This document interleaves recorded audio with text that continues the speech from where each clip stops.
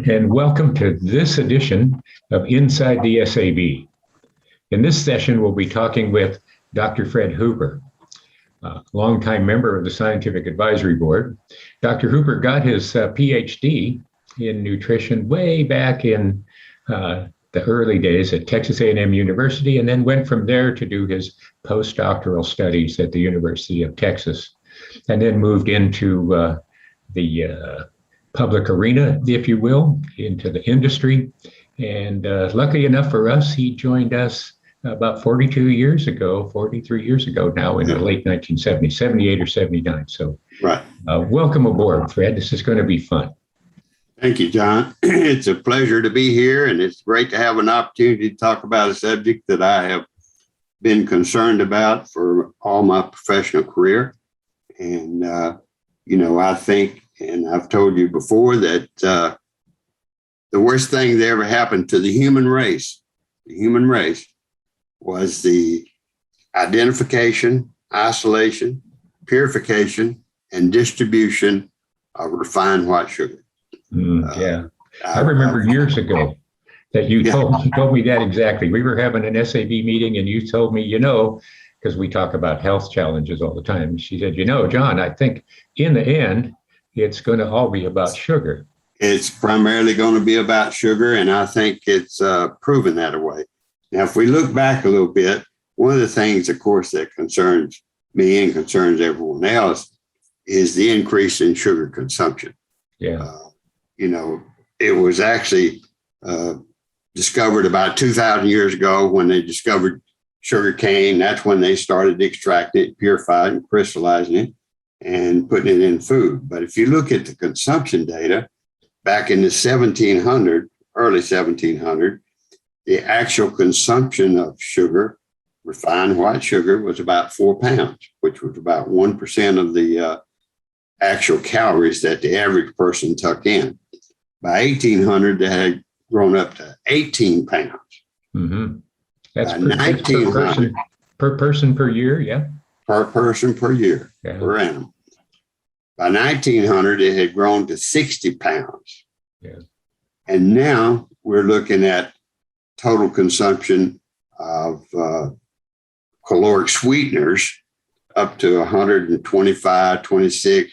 In a recent article by the U.S. Department of Agriculture saying it's as much as 150 pounds per person per year. Yeah. And so that's over 20% of the total calories. Right. And of course, the problem with that, or one of the problems with that, is the fact that it's empty calories, and therefore the nutrients that we need from our food has to come from only 80% of our total caloric intake. And one of the things that really kind of disturbed me when we talk about things like this, particularly sugar, is we talk about the average. We talk about the per capita consumption, the average consumption. And I was reading a recent report that said, when you look at the average consumption, and I've always felt this way, that really doesn't mean anything, because the average consumption is way too high, several times the recommended amount. And we might have a tendency to think of ourselves, well, I'm average, or I'm below average. But if you, for example, you and I, if our average consumption of sugar is, say, 5 pounds a year, yeah, I hear you. There's somebody out here that's consuming 250 pounds a year. Yeah. Because in the world of science, they always talk about averages, and it doesn't address the individual. And so I think that's one of the fallacies of science, because they can't be more specific than that. They expect the consumer to look and see what the average is, and we all know that the average is too much. Yeah. So everybody thinks, well, I don't get average, so I'm healthy. But that's kind of a fallacy, because our system, and I'm going to talk about this for just a little while, our system is not designed absolutely not designed to handle large intake of refined sugar. Yeah. I noticed that if you think about the sugar consumption data, the numbers you gave, one of the things I like about a lot of the epidemiology that you get is when they break it down into quartiles or quintiles, Yeah. you can compare, that in the case of quintiles, the top consuming 20% against the bottom consuming 20%. And they're consuming. If that 150 or 120 pounds is the medium, that top quintile up there, the top 20% of consumers, has got to be doing hundreds of pounds more than that a year just to make the numbers work. Yeah, it makes the numbers work, but it's also very misleading, I think. But back to what I was going to say, our metabolic system is not designed to handle sugar the way we consume it. For example, if you consume refined sugar, it is very rapidly absorbed. The blood glucose level goes up extremely fast. We have a safety mechanism. The safety mechanism is insulin. Insulin is basically a hormone that tells the cells, we've got to get that blood glucose level down because it's an oxidizing agent. It destroys blood vessels and everything else. So we've got to get it down as a safety mechanism to protect our body. And the way we do that is we release insulin. And the insulin tells the cells, basically, it's a gatekeeper, tells the cells to let the glucose in the cell. Now, when the glucose gets in the cell doesn't need it. The cell doesn't want it. The cell can't use it. It can't use that much glucose in the cell because it's primarily used as energy. What does it do with it? It converts it to fat, F-A-T, in order to protect the cell. So the insulin protects the system by removing the glucose, putting it in the cell. Then the cell has to protect itself from the glucose. Strong oxidizing agent, causes a lot of problems. So it converts it to fat, Yeah. And unless you're running a marathon, that sugar has no place to go, right? It has no place to go. And it's sort of interesting when you think about it, just as a little aside here, it's like the body's protective mechanism, its dumping ground for excess glucose is fat, right? That's where it just sort of hides it. You don't send it out through exhale it through your breath or get it through your pores. It has no choice, right? So it's sort of the end of the line. And you have to think about something else too. The reason we have, as a safety mechanism, the reason we have fat storage is to protect us from famine. Now, if you think long way back in history, we didn't sit down to 3 meals a day, or we didn't have access to all this food. We were hunters and gatherers. When we found something, we gorged ourselves, hoping that the body would convert it to fat so that when we hit a famine period, we could call on it. We don't ever get a famine period anymore. No. A person just, talking about quantities, like a soda drink that has 100 calories in it. Well, and it's small, 6 ounces or something other like that, have 100 calories. That's 12 grams. No, that's 25 grams of sugar. Yeah. And so if you drink one that's got 200 calories in it, which is the regular size, that's going to be 50 grams. Yeah. 50 grams of sugar, refined white sugar that the body can do nothing with except try to get it to the cells as quick as they can and try to convert it to fat as quick as they can and store it and reluctantly burn that fat. It's extremely hard metabolically to burn fat. You have to create a famine condition in the body in order for the system to start digesting that fat. It will it will hold on to it just as long as it possibly can. So, we talk about, I don't know, you used a number the other day. You said the average consumption of fine white sugar was 77 grams a day.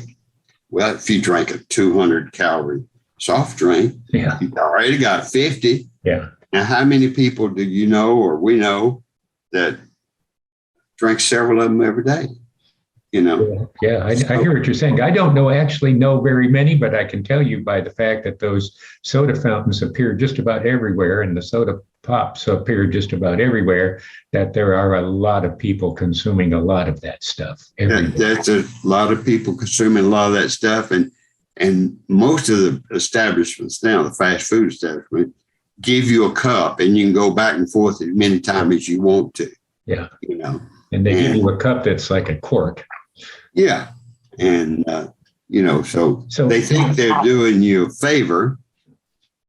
Yeah. And when actually they may be doing you a favor as far as the economic situation is concerned. Maybe. Because you can get you can drink all that you want. But it's like going to a buffet, Yeah. Go to a buffet and look at the people that's in the buffet. Why are they so overweight? Because they pay one price, they get all they want to eat, and they do. They want to eat a lot. Yeah. Yeah. So let's go back just a moment here and talk about what went wrong a little bit. So sugars they're naturally occurring thing. In nature's plan, there's lots of sugars in the food supply. Yeah. Yes, that's true, John. But they're totally different. So, right, I understand, but it's there, but it's there in a way that takes a lot of, first of all, traditionally or historically, takes a lot of energy to get it, and then it takes a lot of energy to extract it from what you've eaten. So so it's not so much that naturally occurring sugar isn't something that nature planned for. It's this idea that we did all of that work now so that the body, you don't have to work to find the sugar in food, and then you don't have to work to get it out of what you ate. It's just sort of instantaneous, right? Well, in reference to the natural sugars, we've talked about this a lot, the glycemic index, the glycemic age, because the natural sugars, it takes a lot of metabolic energy, a lot of metabolic time in order to extract those sugars. Mm-hmm. So if they're done for you, sugar is just like alcohol. There is no control mechanism on absorption. You eat refined white sugar or high fructose corn syrup, any of those sweeteners that have been purified, it goes straight to the brain, just like alcohol does. Goes straight to the bloodstream, But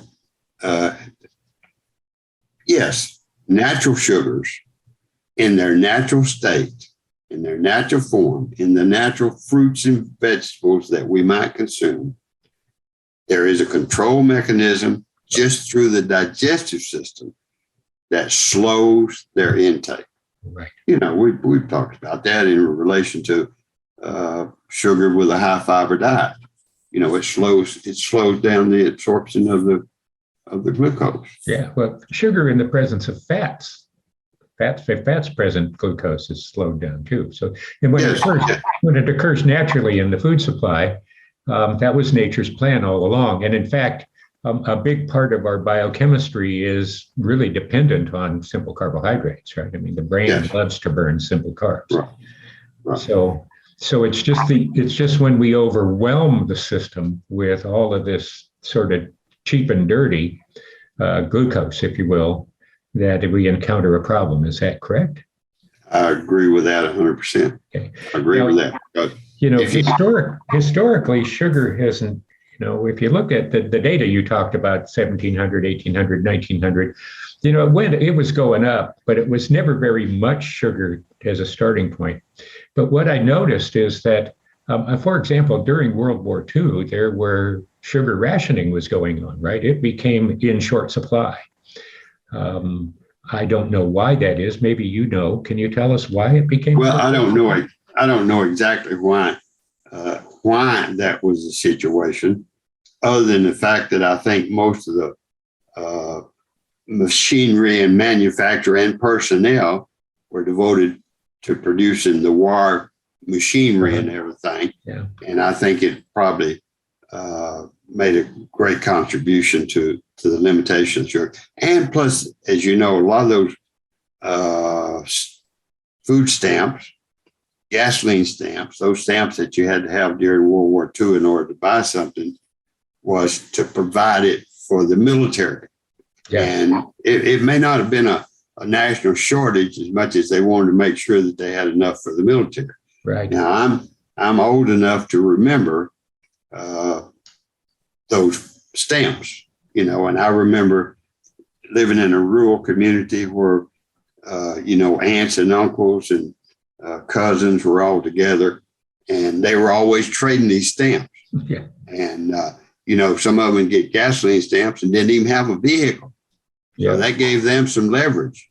They could trade that for some sugar stamps or some other stamps. So it was crazy. I was young, but it was an interesting time to see all this negotiation going on, because that's the only way you could get some of these things. So when you look at the what I call the real impact of health statistics, it seems like it all started happening sort of post World War II. So when we got out of World War II, there was a bunch of things sort of happened in the food supply. First of all, there was a tremendous industrialization of the food supply. Up to that point, we had more people living off the land than we did.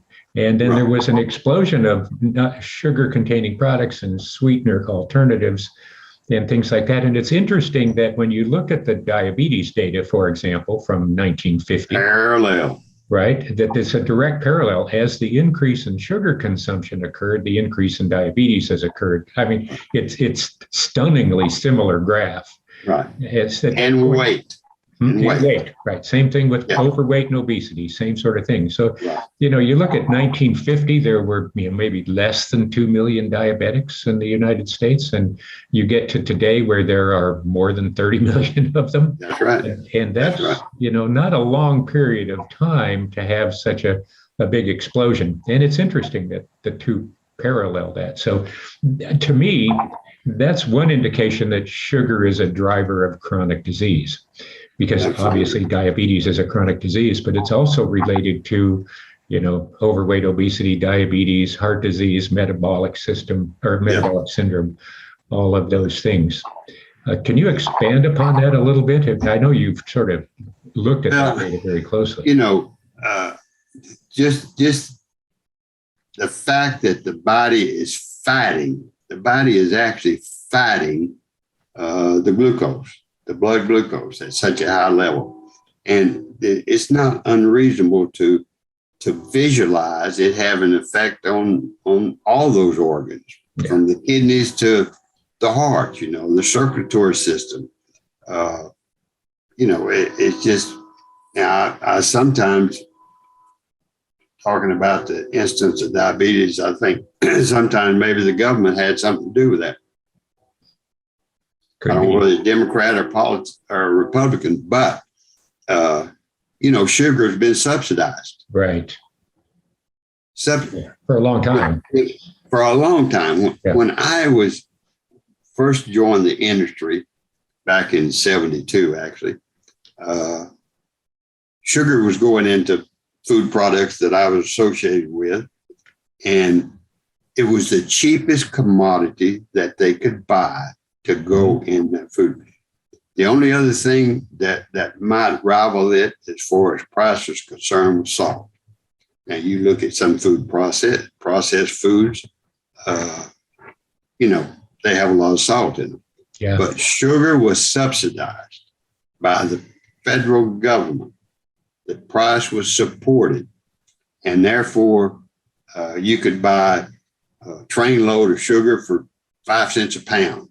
Mm-hmm. And so it encouraged that. Plus the fact, sugar is a very good preservative agent. Yes, right. It is a very good preservative. You can make a dry cereal coated with sugar, and it will never go bad.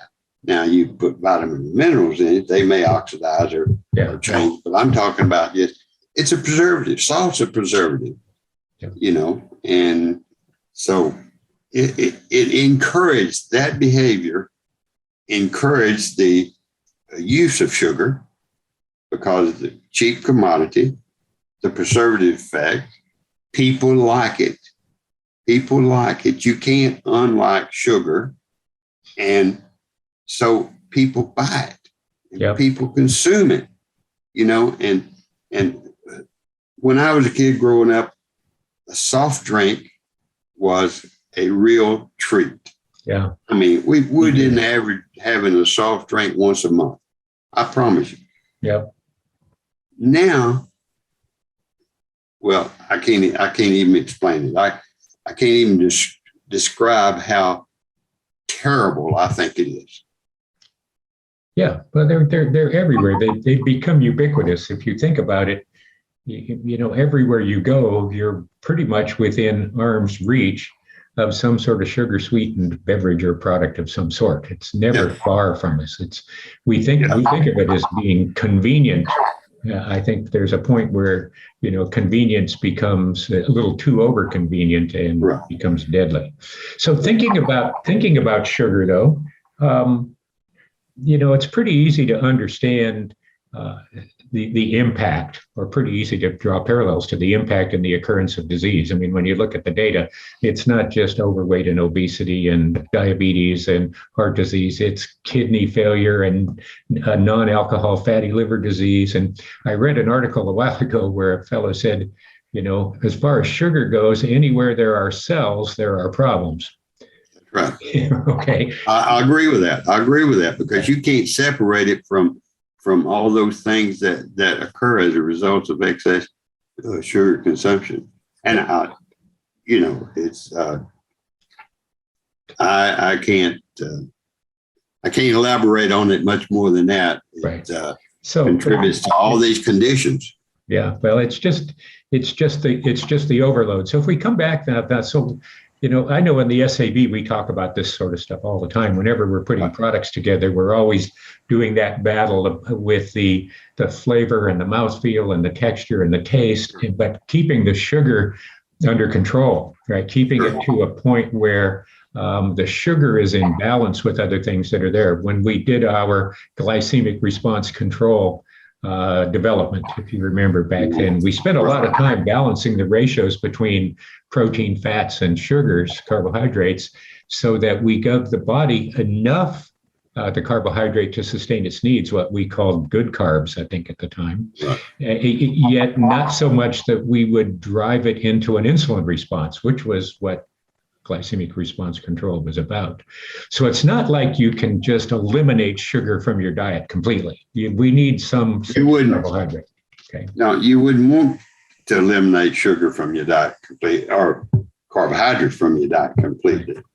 But what we have to do, or what needs to be done, is get control of the individual, not the average. This average doesn't mean anything. The individual, we're going to have to start addressing, and we've tried to educate the people. We've talked to the people. And I think most of our distributors out there are very conscious. And I always almost find it as a contradiction sometimes that we educate our distributors, they know what to do, and they may actually be members of a group that least needs what we have because they have a good practice. Yeah. You understand? It's almost a contradiction. Right.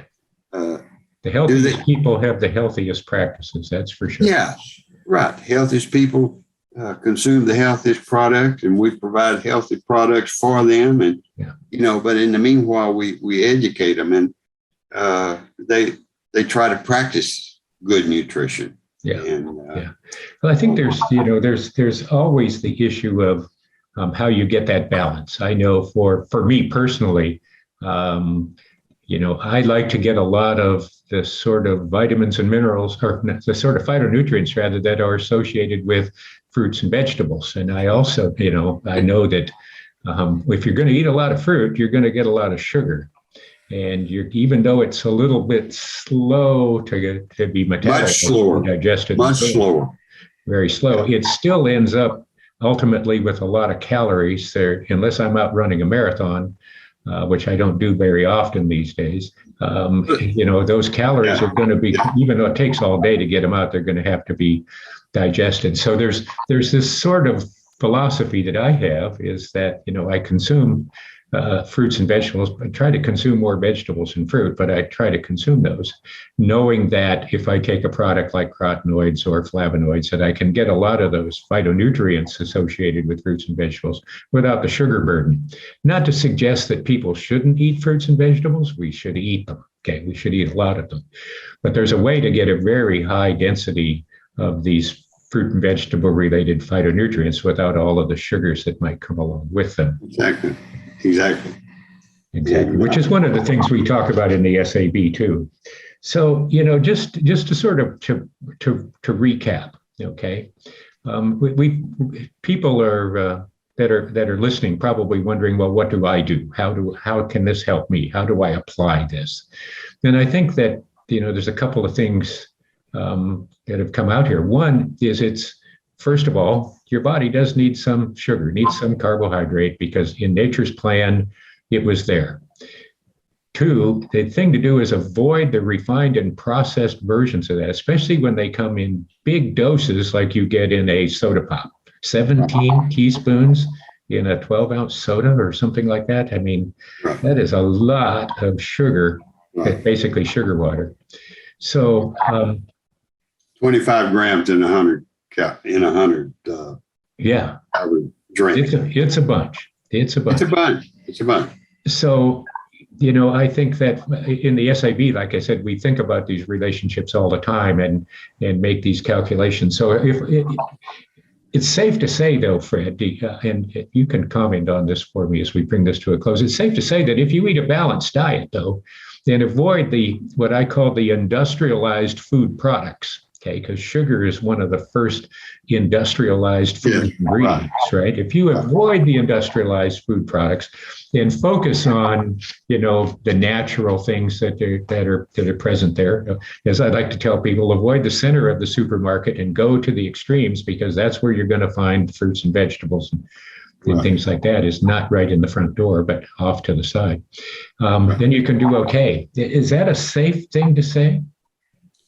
Is that a what? Is that a safe thing to say? Safe way to sure. That's a safe stay way. Away from industrialized food products. Pardon me. What you can do is also recommend that the people go out in the orchards and gather their own fruits and vegetables. If you think back historically, we could possibly overdose on fruits now because they're so readily available also. Yeah. But if you think back in history, and that's what I try to keep in mind, is we did not have this kind of food supply readily available. They had to hunt and gather, and our system is based on hunting, gathering mentality or need, not a mentality, but need. But I don't think anyone in general would eat enough fruits to overdose themselves on sugars at all. I don't think a person could eat that much. Yeah, because they are slowly metabolized. They're slowly absorbed. And your body has another protective mechanism. I know from, when I was a kid, we used to go out and work in the orchards here in Central California. That's exactly right. Cutting cuts or picking prunes, and if you if you ate a few too many of those as you were working along, your body let you know that it was time to find a porcine companion, right? Yes, that's exactly right. You need to get that out of there. Yeah, you've just brought up another subject that I don't think not we GNLD or we Neolife or whatever, but the the health people, the activity level, Yeah. the exercise level. Now you talk about running a marathon, consume too much or run a marathon and burn it off, et cetera, et cetera. But, the couch potato now is the way of life. And children don't have anything to do. They may exercise a little bit in school and all that, but we don't exert ourselves. We don't have to exert ourselves. We don't have to exert energy to get energy. No. And that's the contradiction right now, because at one time we had to exert energy, to get food, get in. Now we don't do that. Yeah. These days, you don't even need to get out of your car. You don't even need to get out of your car. Go to one of those automatic drive-up. They'll give you a super glove. Yeah. So, I think just again, to summarize here, there's no doubt that the excess of sugar that appears in the diet, the numbers that we talked about, the averages of 120 or 150 pounds a year, pointing to the fact that some people at the upper end of that scale must be consuming 200 or 300 pounds, maybe more of this stuff a year, because there's a lot of people at the other end of the scale that are hardly ingesting any. So, but those are big drivers of disease. So no question that sugar is implicated in that. And I think that the key is for people is, like you say, exercise and things like that. And that's why the active lifestyle, the neo-lifestyle, as we call it, has always been foundational to our approach. If you remember our food pyramids and things like that, they were always on a foundation of activity, right? Exercise and physical activity. That was the foundation. That is the foundation. And then we set it up to maximize the presence of nutrients that are important, whether it is phytonutrients or amino acids or whatever it might be, and minimize the presence of simple sugars and saturated fats or whatever it might be. And that has been the philosophy and the goal of the Scientific Advisory Board all along, to develop these products and tools that allow people to pursue that neo-lifestyle and get the nutrients they need and the balance they need without the excesses that are so common in the modern industrial diet. So, Fred, I think that, you have been telling this story for probably longer than I can remember. Yeah. I can remember way back. And I can tell you that the fact that I remember a conversation we had 40 something years ago is testament to two things. Is testament to one, how convinced I was in your belief in that fact. And two, how your belief in that fact from decades ago has proven to be not only intuitive and insightful, but an alarm that more and more people should be paying attention to. I agree. I just wish more people would do it. And, like I said before, we emphasize to our people, the Neolife people, what they should do, and many of them do it. I wish that they would spend more time, if they have it, more time recruiting people that need the information that we have. Right. Now, that's what our objective is. Yes. But sometimes we might be too focused on ourselves or a limited number of people. So I guess what I'm saying is they should take the flag, go out on the corner, and meet that person coming out of the supermarket with 12 packs of soft drink and, sign them up. Give them a lecture. Yeah, I hear you. As we've talked about in the SAB, the problems that are going on in the population, we've been tracking these for decades. They have continually gotten worse decade after decade after decade. And the only way this is going to change, it isn't going to change by some governmental agency publishing a new piece of material or a new public service announcement about how bad this is. If it's going to happen, it's going to happen at the population level, at the grassroots level. And I think that's where our distributors and we can have the greatest capacity. It's getting people right in their homes, in their communities, to understand the problem, to realize that there are tools available from from us that to help them solve that and to start that change there. Because you have to change it in yourself first before you can change it in others. And when you do that, you become a champion.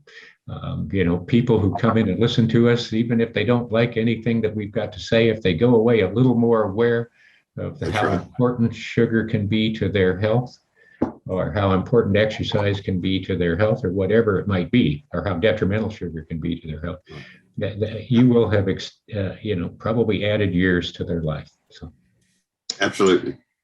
Okay. Well, thank you, Fred. Yeah. Thank you. We've been talking about this, having this conversation for years. So I'm glad that we could get it done. And I just want to say hello to all those Neolife distributors that I have spoken with and spoken to over the years. And I'm just disappointed that I'm not able to have that opportunity again to travel around the world and tell my story. Yeah, be good to yourself, okay? All right. Thank you, John. Bye-bye. All right.